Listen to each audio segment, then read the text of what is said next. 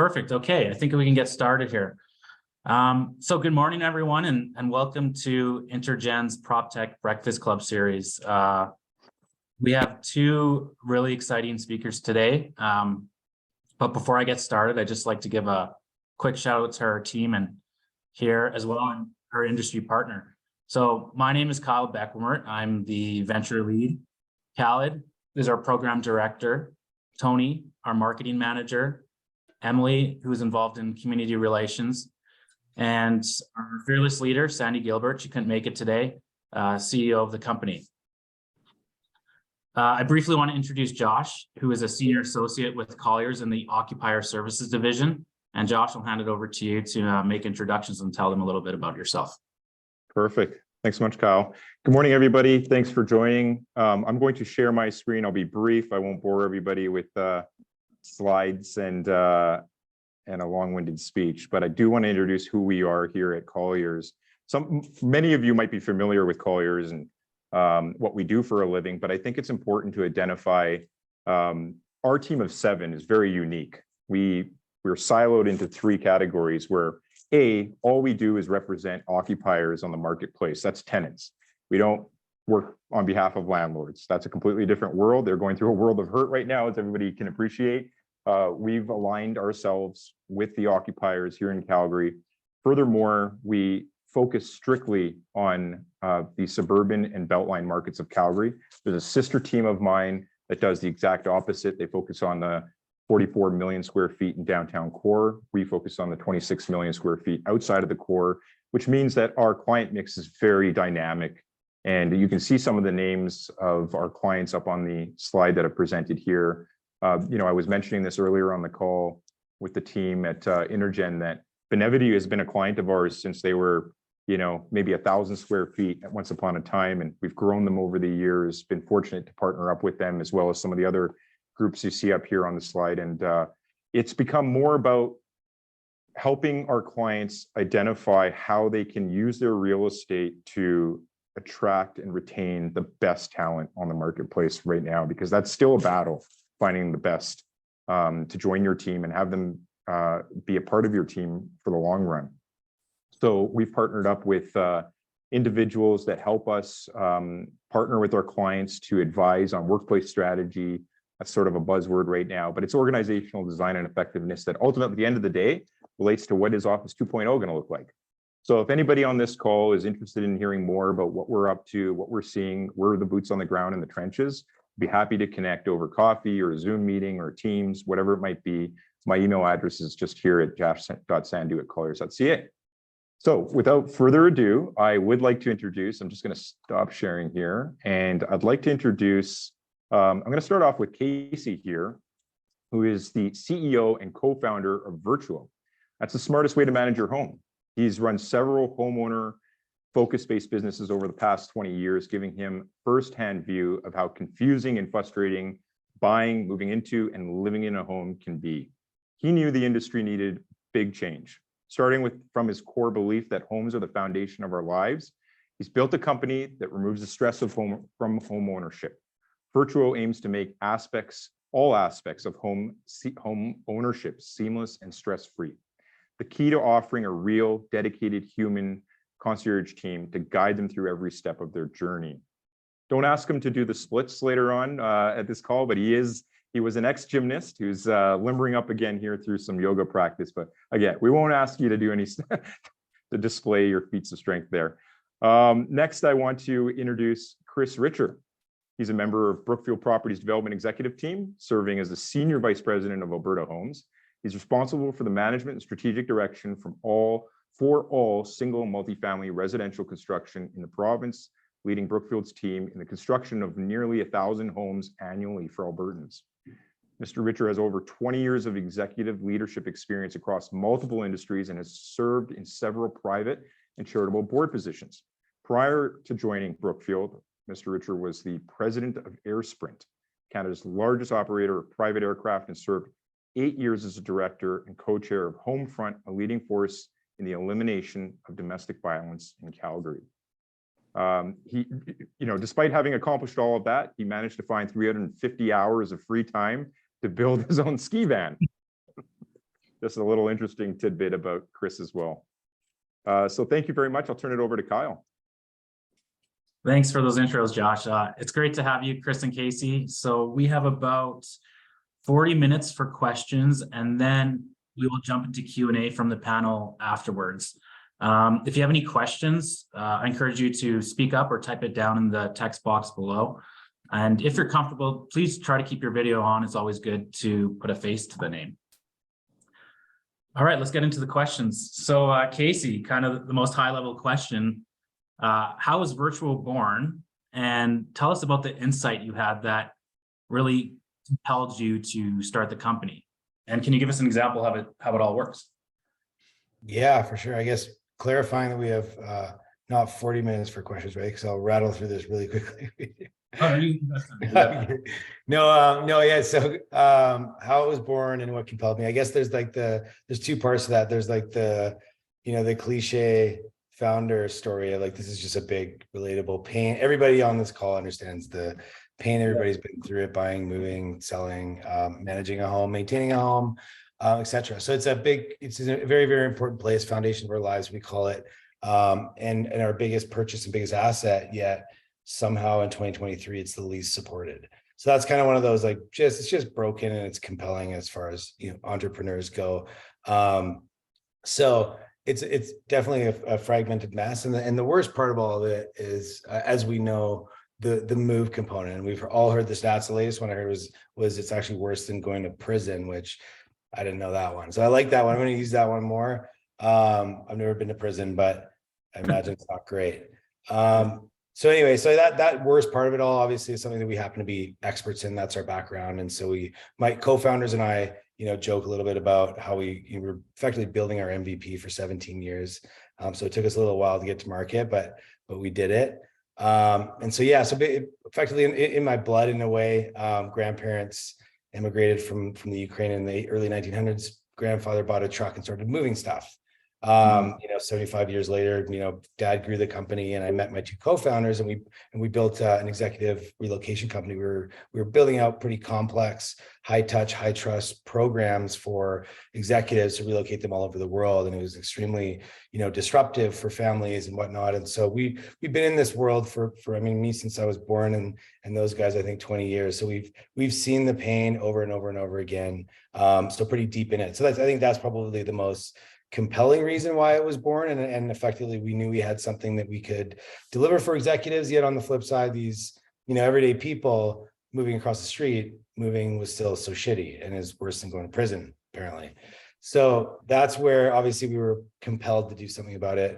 We knew we could. A lot of variables there, but we decided to do it back in, I think it's 2000. Ended up getting to market in about 2000, late 16, 17. Gotcha. Yeah, I know it's interesting. I mean, I just moved about 8 months ago, and when I got into my new place, like my mail wasn't up to date, my utilities wasn't up to date. There was a lot of things that I forgot to do, and before you know it, you're behind a payment on a utility bill. So I've heard from people who use your service that it makes it quite seamless, and all of those, let's say, projects that need to switch over when you buy a new home, it happens pretty quick with you guys. So been hearing some good things. On that note, who really are your target customers, and how did you get a hold of these customers? I find it interesting on kind of what you did in regards to, you could, approach the buyers of the homes, but even smarter is approaching the builders of the homes and having partnerships with them. So how did you navigate which target customers to find? Yeah, I mean, that was kind of trial and error and startup pains at the beginning. We were D2C strategy. And then, again, we knew we had something people wanted and liked when we got it to them, but we couldn't get it to them in a cost-effective way and at scale. And, marketing to, end consumers is hard and expensive. And we were, in the mix of, realtors and mortgage brokers. So competing against however many thousands of people trying to get this and differentiate. So we started exploring other, channels and avenues and working with mortgage brokers, realtors.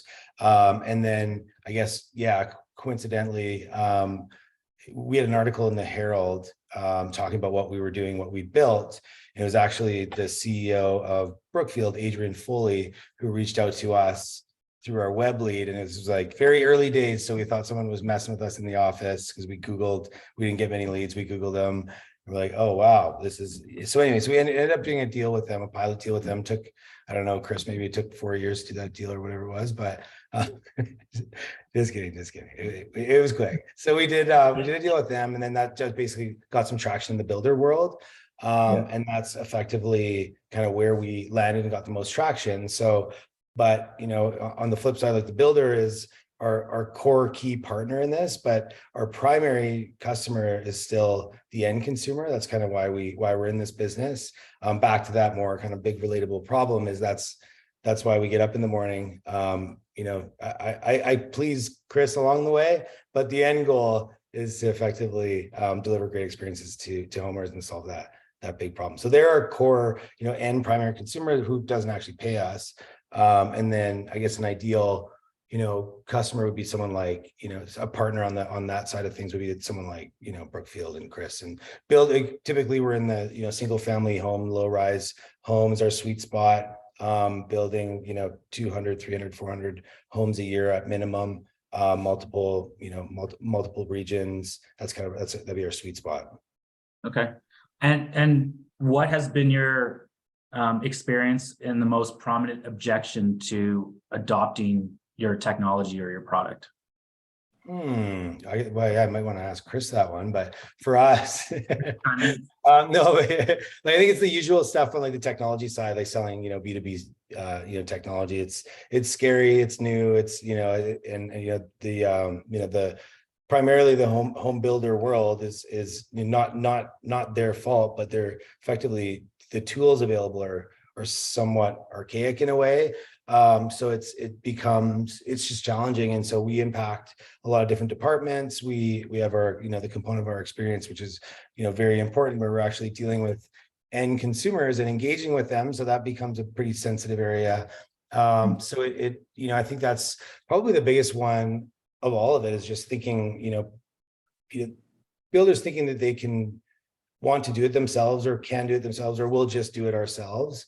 And so obviously, you know, I'm biased, but I think it's a completely separate business. And so, you know, that's a struggle for us, because we know, you know, once we get to them and test it out, they're like, oh, I can't live without you. But at the same time, you know, to get, you know, from rejection from a sales perspective is, well, we have people, we're great at customer service, but why don't we just do it? Right. And I heard this stat the other day. So Chris, maybe correct it, because there's actually someone from my office. So it's obviously, you know, legit. That heard it from someone from your office. That there's 65,000 parts in a home. Wow.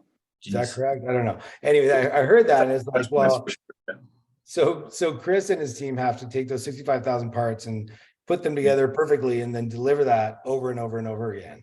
Like, that's, to me, that sounds pretty hard enough. And then you, like, on top of that, you've got someone, you know, the customer who's probably got, and I'm making this up, but probably has 65,000 things going on in their life.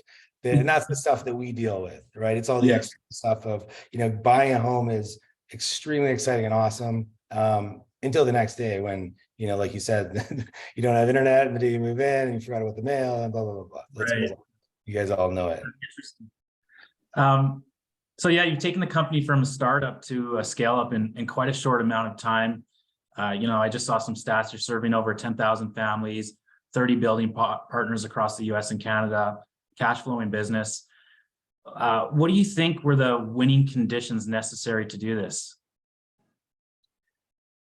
Winning it, well, adaptability. I think that's just pretty important with any founder and just startup in general. And so that was that year of B2C pains was like, you know, it's all over, and just, you know, being able to just, you know, be agile and adaptable. And that was, you know, big. Obviously there's some timing and luck there, which I talked about already, but you know, testing different channels and just being very adaptable, because the reality was we were doing something completely new, and getting set in a way, which we did for a little bit. You know, I think doing that for too long would have killed us. So that's, I think, a big one. And then another one, a big one for us, is just really constantly reminding ourselves of, you know, back to that, you know, what I was saying about our primary customer. It's tough because they don't pay us. And so other people pay us. And it's really tough to make sure they remind the team that, yeah, of course, we absolutely love these people, but at the end of the day, if we're not doing something that's going to benefit the end consumer experience, then it's something that we have to say no to, and that's sometimes Right. difficult and get us, can veer us in different directions, and we've had to dial things back every once in a while. So, yeah, remembering why we're here, like we consider ourselves as a customer experience company before a tech company, and so yeah, so that's a big one, I'd say. Like domain expertise, again, I think you heard a little bit about at the beginning about sharing a bit about my story, but that's just been just nice because I think we always knew we had something. So I think that's part of the challenge. And I always envy other, startup founders who don't have that, because I'm like, man, like I probably would have quit if I didn't know that I had something that people wanted. And so we built something that we knew was important to people because we delivered it to people and we've done it for years. So I think that was a big kind of, winning piece, more so just, that just lucky that we had it. And then I think just timing and luck, like back to that Brookfield story, like that was game changing for us in our model. We were heading in that direction, but had we gone there that fast, had we done that, I don't know. And who knows, but I think that's probably important in every entrepreneur's story, whether they say it or not. Right. Casey, I might layer on there if that's okay. Yeah. You mentioned luck. I mean, I always think about in entrepreneurship, luck is where preparation meets opportunity, right? Mhm. And if we think about the North American real estate residential construction business, building high quality, affordable housing stock is hyper competitive, and we're all competing to attract capital. And one of our single biggest, and I'm talking industry, not Brookfield, escalating areas of cost is sales, marketing, and closing costs. And so you have a pretty ripe environment where home builders are looking for a unique way to compete.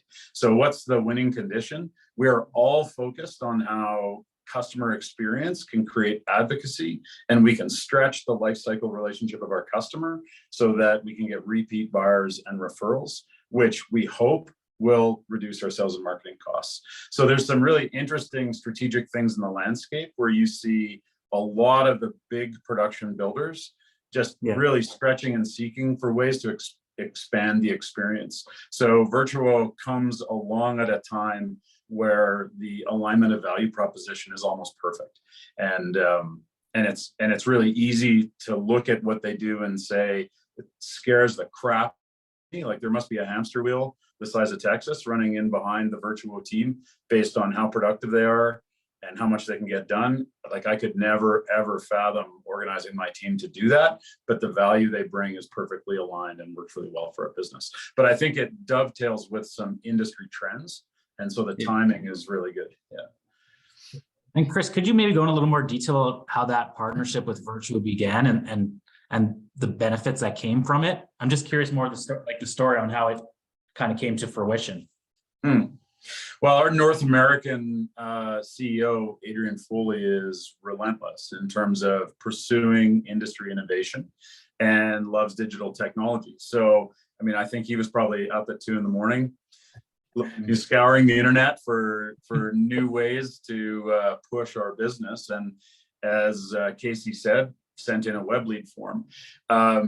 How lucky we are in Alberta. I mean, Brookfield, headquartered in Alberta, builds all over North America, to be in the same city where these great entrepreneurs are starting a business. So the web lead came to us. We, I guess, quickly got in touch and then started to pursue and explore whether or not there was a dovetail in value proposition. One thing I'll say is we probably get approached, I don't know, once a month, twice a quarter by tech startups who want to do business with Brookfield because of our scale. Scale and consistency is really appealing.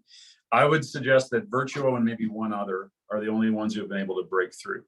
And in preparation, and when we talked last week about the questions, I was trying to just figure out why. I think there's 3 key reasons why that partnership has been beneficial. Number 1 is Virtuo knows exactly who their customer is. It's not me. And they really understood whether or not they were able to scale and meet the needs of that customer within the context of someone like Brookfield. Now, whether that was true and they just made the commitment and then figured it out, or whether they had all their ducks in a row, it doesn't really matter. That's entrepreneurship. The reality is they met all their obligations at every point that we explored our relationship through a pilot. And that was pretty impressive. They really understood the revenue model. They understood how much they thought our customer could bear, or we could bear to provide a service. Because ultimately we're going to pay for that because we think there's future savings, or we're going to pass it on to the customer, and the customer will ultimately pay. So I would say, from a tech startup perspective, they were uniquely prepared to deal with a large business. They really had their shit together. So that's where the partnership dovetailed. And then you look at their value proposition and our value propositions aligned because of what I said before. Trying to find ways to create advocacy among our customer base and lower our sales and marketing costs is probably one of the single biggest ways we could improve the financial performance of our business. So there was really strong strategic alignment. Yeah, very cool. Mentorship, this question for both of you. How has this positively impacted your business and or career, and at the speed at which you've been able to execute your plan or reduce risk? I'm curious if mentorship has played a role at all in both your successes. Casey, do you want to go first? Sure, I can go. I mean, I think for me, it's been the biggest thing is around just like validation that, I think there's, as we know as entrepreneurs, it's lonely, especially in this, when you're building something that no one's ever built before. So I think just, from a mentorship perspective, was a lot of just validation and just reminders where they're on the right path, or have you thought of it this way? So love hearing like experiences. I've been a big, fan of and part of the EO kind of peer-to-peer experience sharing and with other entrepreneurs and whatnot. So I get a lot of that with the mentorship. Keeps me from reinventing the wheel. Someone said that to me the other day, is like the only people should be learning in a startup, like at our stage, are the founders. Everybody else should have been there, done that. Just stuff like that I just take and I'm like, yeah, that makes so much sense. Why don't we live that, right? Like, so just stuff like that. This is just critical, and just kind of reset, level set, and just keep me grounded and sane. And yeah, that's probably the biggest value I get. Okay. Thanks, Casey. Yeah, I mean, I would agree with everything you said, Casey, and I would be the first to admit that sitting in my chair is probably easier than sitting in your chair, because entrepreneurship, starting a business, is in a lot of ways harder than professional management. But from a mentorship perspective, I would just share this. Building a career, whether you're building your own business or whether you're going up through a big business, you really need to find people around you that you trust to tell you the truth, who are not intimidated or scared of your reality, and will look you in the eyes and tell you the truth as they see it. Now, you need to have a broad range of mentors because everyone has a different truth. But finding good mentorship is about finding people who will not tell you what you want to hear. And then you need to have your ego in a place where you're open to listening what you don't want to hear. And that's such an important part of the journey. Surround yourself with people like that. And ideally, building a team, a winning team, whether it's in a big business or entrepreneurship, if you can have a team of people who report to you or underneath you or you work with, who can look you in the eyes and tell you what you don't want to hear.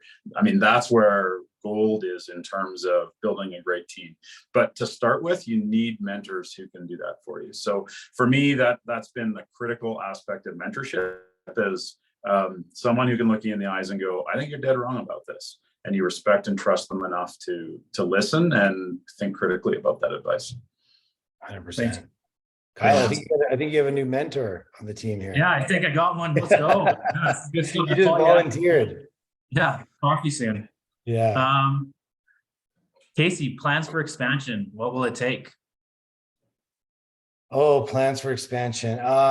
There's, I guess, expansion for us comes in a few different forms. I guess like geographic on what's working really well. So that's obviously scaling the what we're doing with builders and developers. We've been fortunate enough to have partners like Chris that have brought us into the US. So continue to scale that.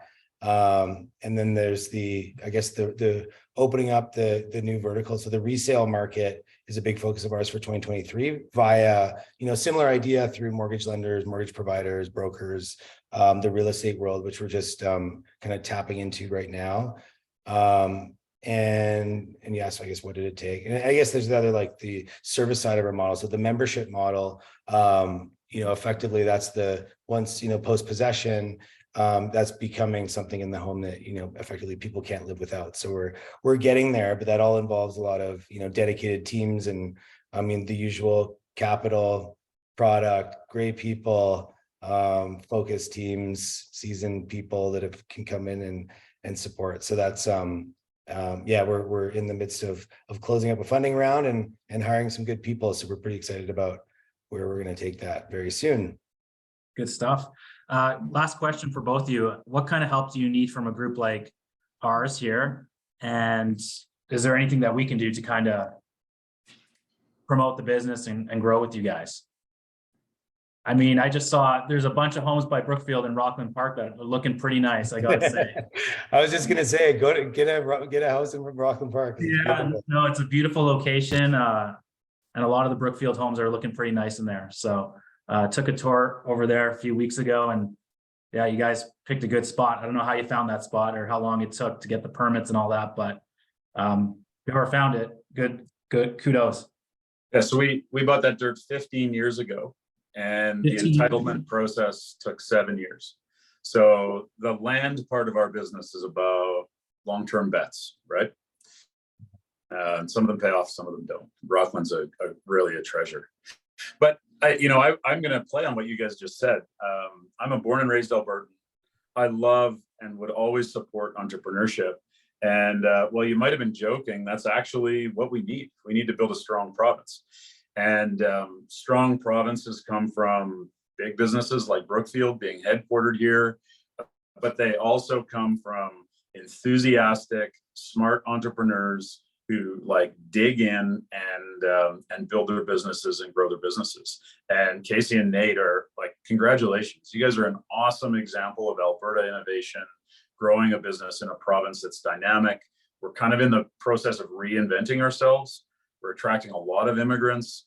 Like, this is a vibrant, exciting, livable, incredible place to live, across the province. And so that's what I need. I need young, smart, bright people with more energy than me to do what they're doing.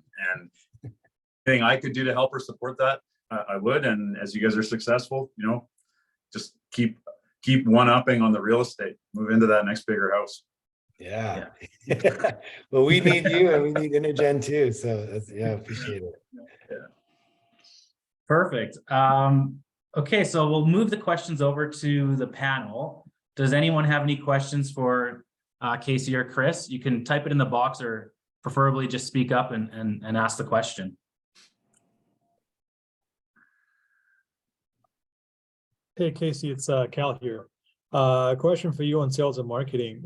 Account penetration or new customers, which one do you think is going to give you that extra oomph of revenue growth, if you had to pick one? Well, if we had to pick one, I'd always have to go net new if I had to choose, but it's a very, very tough call, that one, because I think we've modeled it out to be pretty similar as far as what the budget looks like. But net new, because I think like for us, it's the big vision of what we want to do with respect to home ownership in general. So more as far as opportunities on the home buyers, homeowner side, kind of trumps revenue if I had to choose. Awesome, thanks.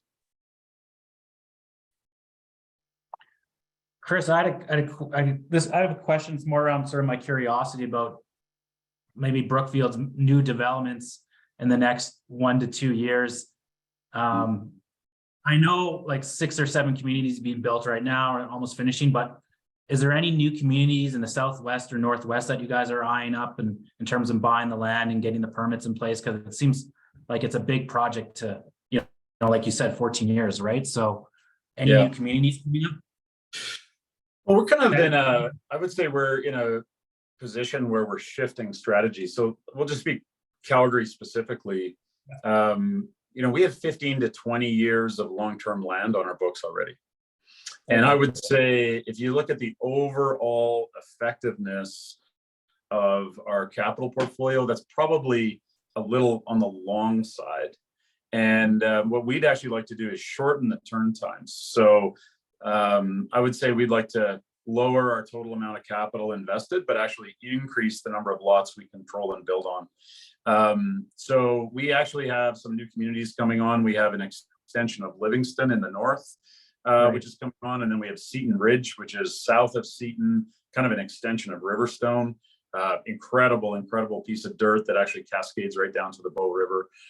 So yeah, we have new communities coming on, but we'd really actually like to, potentially sell some of the long-term dirt or bring in partners to offset the capital required to carry it, and just make sure that we're turning our capital a little more quickly. So yeah, there's lots of new and exciting things happening. And at the same time, we might look at some of that real long-term stuff and maybe flip that capital out for some projects that could generate a little more short-term return. So the other thing, that we're looking at is, you're talking about suburban. One of the most exciting projects we have on the books right now is right off Bow Trail, Crown Park, where we're right south of the Shaganappy Golf Course, and we're doing a townhome development that's effectively inner city, one train station out of downtown. And those types of opportunities are extremely interesting to us, and we have the capital to be able to play very quickly and mobilize very quickly, and even tackle more complex mixed use type build forms. So you'll see probably more of us playing in that space as well, in addition to our suburban master plans. It's a beautiful spot. There's going to be like right behind the driving range there at Shaganappy Golf Course. Great view of downtown. Yeah, the views out of the sales center are stunning. Yeah, it's perfect over there. Tony has a question for Casey. Can you tell us more about the membership option and how accessible is Virtuo to direct customers not going through a builder? It is not available as of today. It likely will be. It's in the roadmap but we have a few things strategically that we need to solve before we open it up to the D2C market. Wonderful. Excellent. Well, I think that does it for our panel questions. Does anyone else have any questions that they quickly want to get out before we wrap things up here? I got a question, Casey and Chris, one question for you each. What's the one aha moment or new insight that you didn't expect that you've learned from your customers? So obviously both of you are focused on the that one customer that's purchasing a house. What's the one thing that they've exhibited in terms of buying behavior that you could not have predicted or came as a total surprise? I think I can probably jump on that, Casey, first. I came into the home building industry on the estate side. So I was the senior vice president of operations for Albee Homes. And that's how I became part of Brookfield, as Brookfield purchased Albee Homes. And we always looked at sort of this $1.5 to $2.5 million home as highly emotional and discretionary. And over the last 10 years, as I become part of Brookfield, our sweet spot at Brookfield is building affordable, accessible housing. And at first I kind of thought, is that as exciting as building big, sexy estate homes?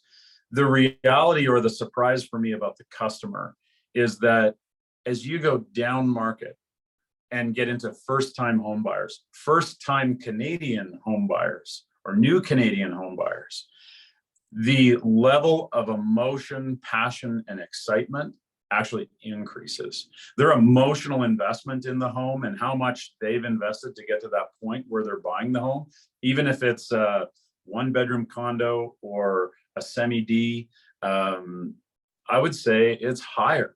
And you need to even be more focused on the customer experience and getting it right with those folks than, the 65-year-old retiree who's building a move down bungalow on the river and they're spending $2 million. And I always thought the customer would get easier as we went down market. It actually gets more difficult. And sometimes there's a bigger misalignment between expectations and what we can deliver. So you have to work even harder to manage that relationship. But the emotions are high, and this is an emotional purchase. It's not as much as the housing stock itself might be a commodity. No one as a buyer perceives it as a commodity, especially not first-time home buyers. Very cool. Thank you, Chris. Yeah, mine's actually like along those lines. I think one big learning that we had that surprised us a little bit, and again, like this is coming from our days of relocating like executives and like C-suite of oil companies and whatnot. So we delivered that level of experience, and we wanted to deliver that to everybody effectively why we're in business. And so we always kind of thought that it would be the like the estate homes or the move ups that would really like they would value it more. And what actually happened was it is the first time buyers, and it is the new to Canada. Those are the ones that actually value our service even more, which was awesome for us, because we knew that that demographic is going to like it.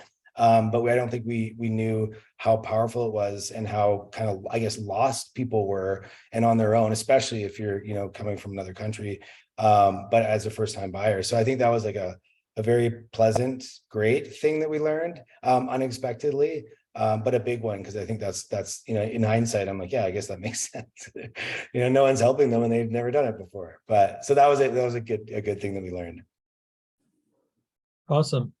There's a few people on the call here. I'm not sure, Casey, if you want to maybe talk about some of your needs. So if you're hiring, if you're looking for introductions to prospective customers, that type of thing, now's your chance to sort of ask.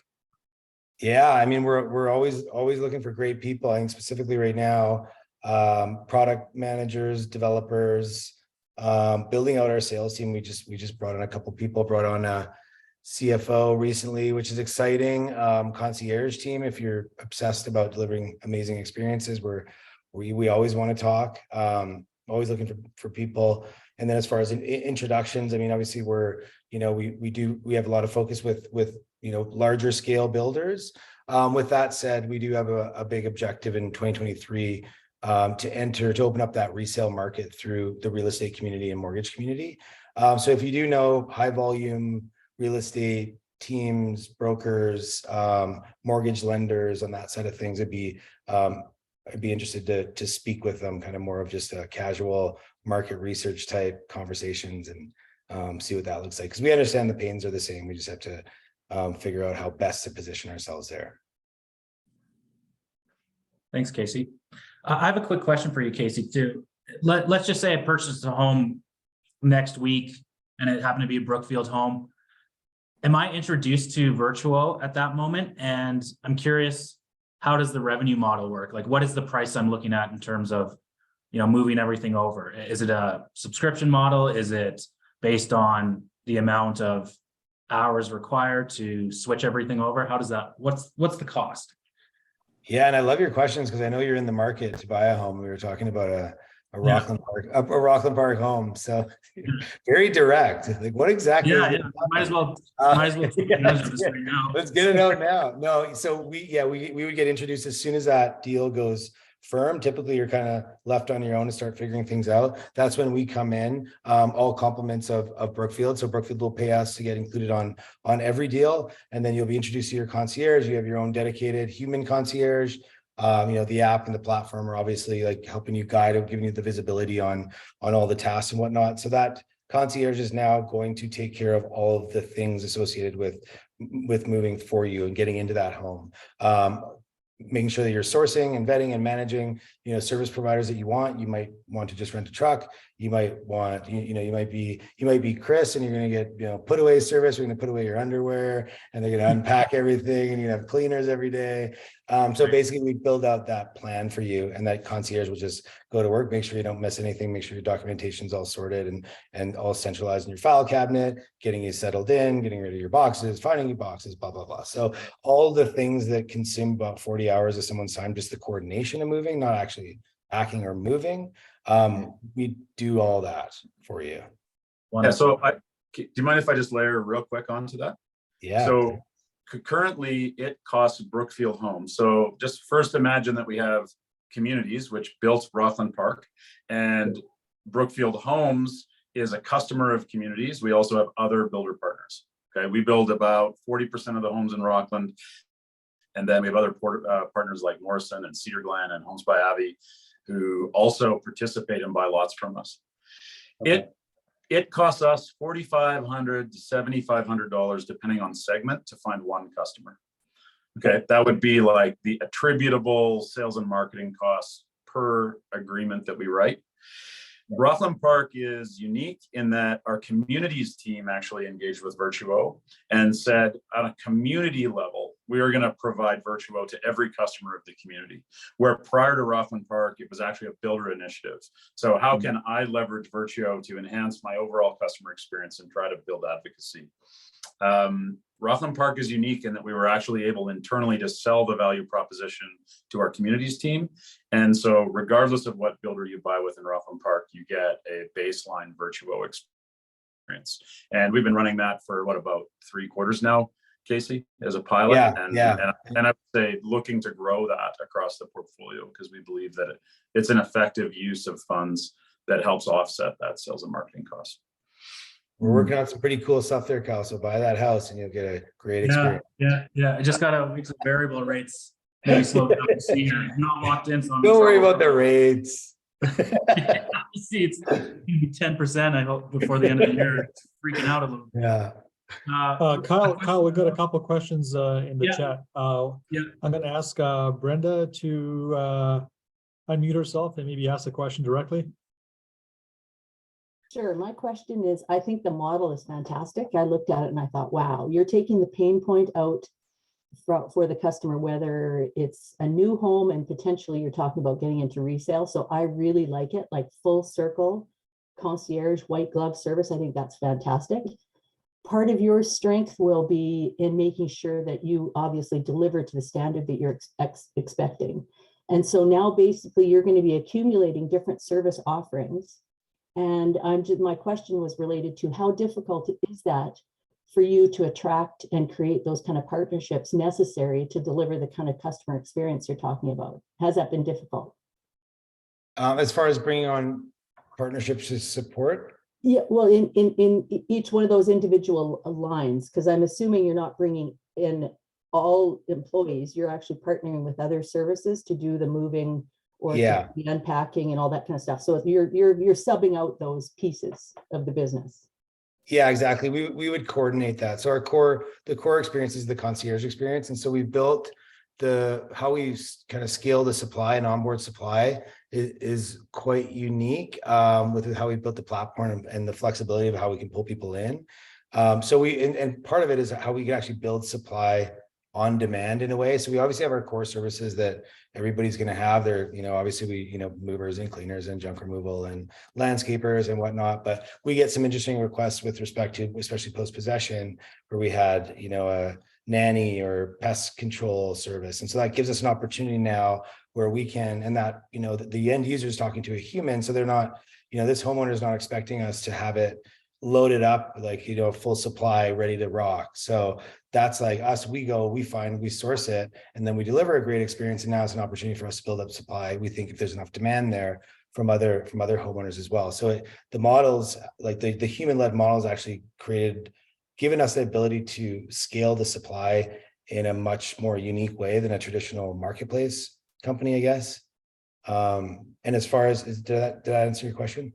It did. I mean, I was touching on scalability there because again, it's kind of individual services until you build up that relationship. So I was actually looking farther out, and with respect to, not disrespectful, obviously, of Brookfield and new, I was thinking of what's the pain point for people that have their own personal home that they're trying to get ready, and they're trying to get it ready and onto the market. And I see you as pulling that in, and then it becomes a Brookfield customer. So it's that full cycle.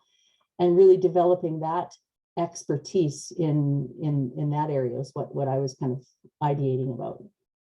Yeah, for sure. And we're working with some aggregators right now so that we can scale our supply even faster because we're not necessarily in the business of coordinating and managing services. We are Mhm. today, but obviously, as I mentioned before, like we're in the business of forging really strong relationships with homeowners and being the guide for them during their homeownership journey, making sure we're like just delivering amazing experiences. And so the more that we can partner and plug in and integrate when it comes to the supply side of it, obviously the more scalable that we can be and the more we can focus on what we Exactly. do best, which is just deliver great experiences and be there for people when no one else is. Yeah, a great answer. Thanks, Casey. Thank you. Mike, if you want to unmute yourself, you can ask a question as well, and then we can go Yeah. to Brock. Awesome. Thanks so much, Kyle. Chris and Casey, I'm curious right now in the what I'm hearing from friends and family members and younger home buyers and people that are newer to Canada, there's a lot of fear and feeling like they're missing out on home ownership, or that opportunity is passed by for some of a younger generation, perhaps. A feeling like that maybe their parents or older people had the right environment to become homeowners.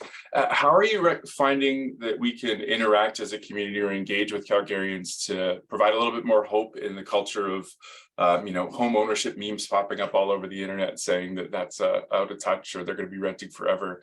How do you kind of keep positive and recommend that people connect with getting some good information around that? I'll let Chris answer that one, but we've got a lot of influx of Ontario buyers and BC buyers. So I think the federal government message, I think the response is just move to Calgary. buy a Brookfield house in Calgary. I'll let Chris answer that one. Mm-hmm. Yeah, so if I was to look at Alberta on a North American or even more so global, Calgary and Edmonton are young cities, and I would say our overall real estate market is somewhat immature. And I don't mean immature in a negative way, I just mean in terms of life cycle. So when you go to older cities and you look at average square footage versus cost, in Alberta, you are buying very large, very affordable homes at a global level. And so part of our message is in Alberta, real estate is still very achievable. Real estate ownership is very achievable. Our rental rates are lower comparatively. So it's a bit of a comparative story. It doesn't make it feel any better if you just graduated from school, you've got a job, and you're saying, well, the average starter house in Calgary right now costs just under $500,000. We are fiercely focused on affordability in our affordable segments. So we're exploring how homes are built in New York, in London. We're exploring how to make more with less space. We're exploring on how to reduce the land footprint of a home, but then provide incredible green amenity in a community so that you can pay for less yard, but still have a great outdoor experience from your home. So these are all things that help affordability and livability within a community. So part of it is breaking the paradigm that I need 2 to 3 car garage, I need a big backyard, I need a 50-foot wide lot, and that's going to continue to get more expensive. The city levies and building costs is just going to get more expensive. So the real question is, how do we learn from other more mature cities where there's more pressure on affordability? How do we bring those ideas here? And then how do we really help people change the paradigm around real estate to make it more accessible? There's things we can do that make a material difference. The question is, are consumers ready? Are you ready to compromise your view? I mean, I'm born and raised, I grew up in Parkland on a 65-foot wide lot with a huge backyard and a double car garage. And now I live on a much narrower lot in one of our Brookfield master plan communities. And so for me, that was a paradigm shift. But I enjoy the lake and I enjoy the other amenities that we bring, and I live a very outdoor lifestyle. It doesn't encumber me that I don't have that huge lot. But I would say that there's a paradigm shift that needs to happen as we mature as a real estate industry in the province. That's great. I see. Thanks, Chris. Brian Fileski, our board chair, is on the call. Brian, do you want to pipe in and say anything before we close the call? You're in mute, Brian. I'll unmute you. Yeah, good. No, I don't count it. I late to the call, but was impressed with the ingenuity and creativity of the team, and appreciate you and Kyle intervening and directing the discussions. Good stuff, especially in Calgary, where housing is such a critical issue. And I'd be very interested as to where you are on the whole acceptability of infill and the economic integrity of infills. Brian, that was directed at me. Yeah, sure, Chris. Yeah. Well, again, infill, brownfield real estate, redeveloping underutilized urban spaces is at the heart of what Brookfield's most passionate about.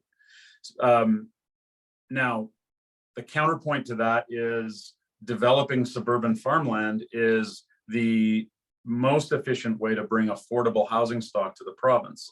And it probably most aligns with consumer demand. So this gets into a discussion of how policy can shape consumer demand. And can we get enough red tape out of the way from a policy perspective so that we can actually demonstrate financial return by going into, for instance, an underdeveloped mall site, bringing it to its highest and best use, creating exciting urban mixed-use spaces that still are affordable enough for the people who would want to live there. So I don't know if this is a very direct answer, but there's an interaction here of policy, removing red tape, allowing the developers to do what they do best while still protecting the interests of the city. That's the balance of policy. I would say that that is not necessarily imbalanced today. And then, creating that environment where we can go into some of these infill spaces that are underdeveloped and underused and help to densify the city. Right now, when we look at those sites, we just can't, with all of the pressures on those sites from a financial perspective and all of the policy requirements, it's often difficult to align capital return. And unfortunately, without attracting capital, it's impossible to build a large development. So that's where the rub is right now. Yeah, exactly, Chris. Thank you so much. We all feel that challenge of, on one hand, advocating infills, advocating more density, reducing the costs of suburban development, and then the red tape just standing in the way of achieving it. Yeah. Wonderful. Go ahead, Brian. No, I'm really impressed with the Brookfield team. And our association with Brookfield goes such a long way. I was on the board of Karma a million years ago when Brookfield started to acquire it and then took it over. And of course, we're all in love with Jim Gray, who's director emeritus of the Brookfield Group. So you would have worked, Brian, with Alan Norris then on the board as well. Yeah, I love him to bits. And Murray Fox and Brian Hodgson. Well, going back to mentorship, Alan Norris is one of the most spectacular businessmen I've ever had an opportunity to work with. So we're very honored to obviously have him as still an active part of our business. Yeah, well, nice of you to say that. I feel exactly the same. And I think the only reason he is such a star is because of Shelley, his wife. I don't have the honor of knowing Shelley as well as I should, but I'll take you at your pass that on. There's no question. No greatness without her. Yeah. Right, Emily? Behind every successful man is a more successful woman. That's right. Well, thank you so much, everyone. Casey and Chris, that was fantastic and really informative. So thank you so much for your time. Really appreciate it. Thanks to our sponsors, Top 7 Over 70, RBC, Synovus, Sandstone Asset Management, Prairies Can, and Calgary Economic Development. Before we close things up, we have a couple events coming up, and the link is in the text box. March 15th for Wine Wednesday, we're talking about ChatGPT and Google's Bard. That'll be at the Hyatt. We have 2 events on March 23rd. The co-founder of Bode, Robert Price, will be speaking in the morning. And then in the afternoon, we'll be hosting a SOC 2 cybersecurity event at Deloitte's office. Thanks, everyone. Good work, Kyle. Good work. Thanks, Kyle. Emily. See you guys. Thanks very much. Thanks, gentlemen. Thank you, everyone.